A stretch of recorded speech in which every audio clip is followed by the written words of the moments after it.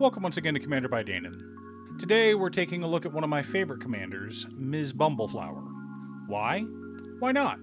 Also, and I know it's annoying to keep hearing this, but statistically if I don't ask you to like and subscribe, this video gets fewer subscribers. Ms. Bumbleflower is a 4-mana 1/5 legendary rabbit citizen with vigilance.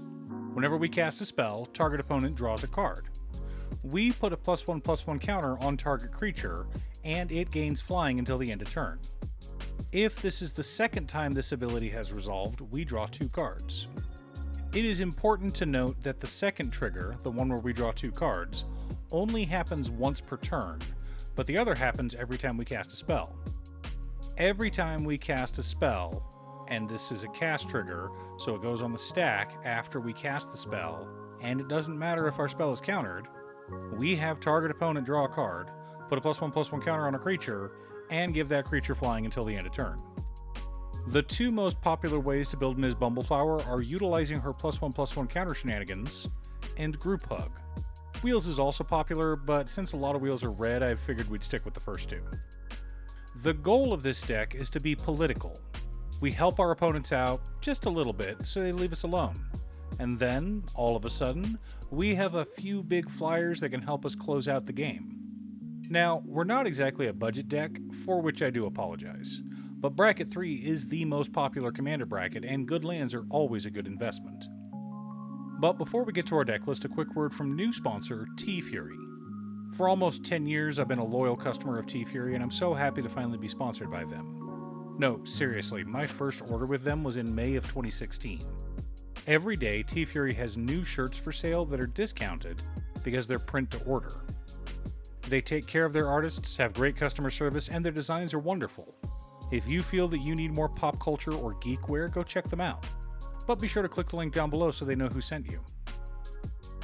In order to build a functional commander deck, you need lots of different pieces, which is why I try to rely on my handy-dandy checklist. 50 mana sources, usually split between 37 lands and 13 pieces of ramp, 10 pieces of card advantage, 8 to 10 pieces of spot removal, 2 to 3 board wipes, 2 pieces of graveyard hate, and 1 sudden I win card. Oh, one more quick announcement before we get started. I'm streaming on Gaming with Danon as well as Twitch. Sometimes I'm building commander decks, other times I'm playing Final Fantasy XIV, but you're always welcome to pop in and talk about Commander. Honestly, about half my streams are talking about manga, anime, or Commander. Our land base consists of Command Tower, Exotic Orchard, Windswept Heath, Flooded Strand, Misty Rainforest, Wooded Foothills, Arid Mesa, Polluted Delta, Spara's Headquarters, Temple Garden, Hallowed Fountain, Breeding Pool, Bountiful Promenade, Sea of Clouds, Rejuvenating Springs, Overgrown Farmland, Deserted Beach, Dreamroot Cascade, Sunpetal Grove, Glacial Fortress, Hinterland Harbor, Lush Portico, Meticulous Archive, Hedge Maze, Canopy Vista, Prairie Stream, Sodden Verdure, Scavenger Grounds, 5 forests, 2 plains, and 3 islands. A pretty straightforward mana base. For mana ramp, we've got Smothering Tithe, Soul Ring, Arcane Signet, Rites of Flourishing, Heartbeat of Spring, On the Trail, Farseek, 3 Visits, Nature's Lore, Rampant Growth, Tempt with Discovery, Skyshroud Claim, and Migration Path. A bit of group hug effects, but mostly staples. Exactly what you'd expect. Our card advantage package consists of Lochmare, Wizard Class, Lauren of the Third Path, 20-Toed Toad, Twain Itinerant Meddler, Peerless Recycling, Selvala Explorer Returned, Tempt with Bunnies, Tamio Field Researcher, Consecrated Sphinx, Glunch the Bestower, Dictative Crewfix, Howling Mine, Windfall, Teferi's Ageless Insight, Terra Symbiosis, Evolution Witness, The Council of Four, Scrawling Crawler, and Horn of Greed. Like our Mana Ramp package, a mix of Group Hug and Personal Draw effects.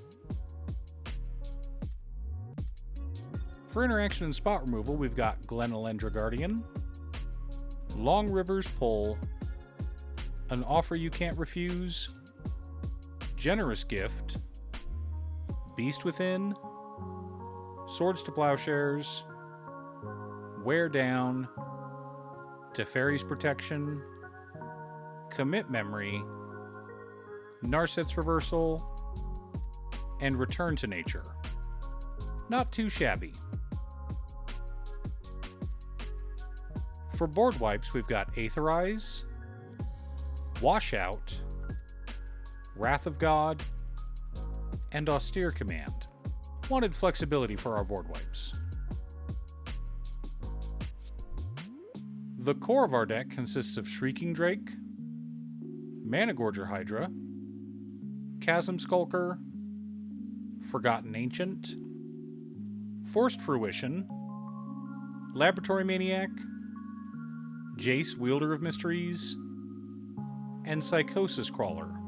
Gotta close out the game somehow.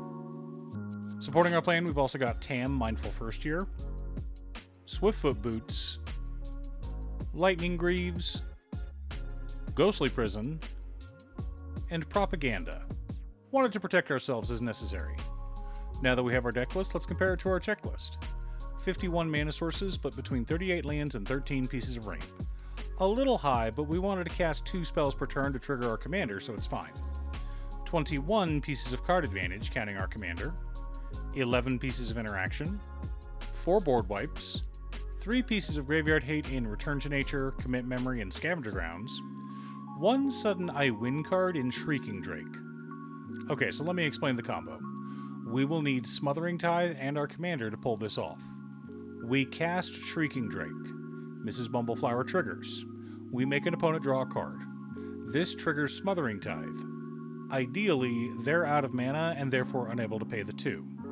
We make a treasure token. Shrieking Drake resolves and has its own enters trigger, which we will have target itself. We return Shrieking Drake to our hand, then, using the mana from our freshly made treasure, we repeat this process.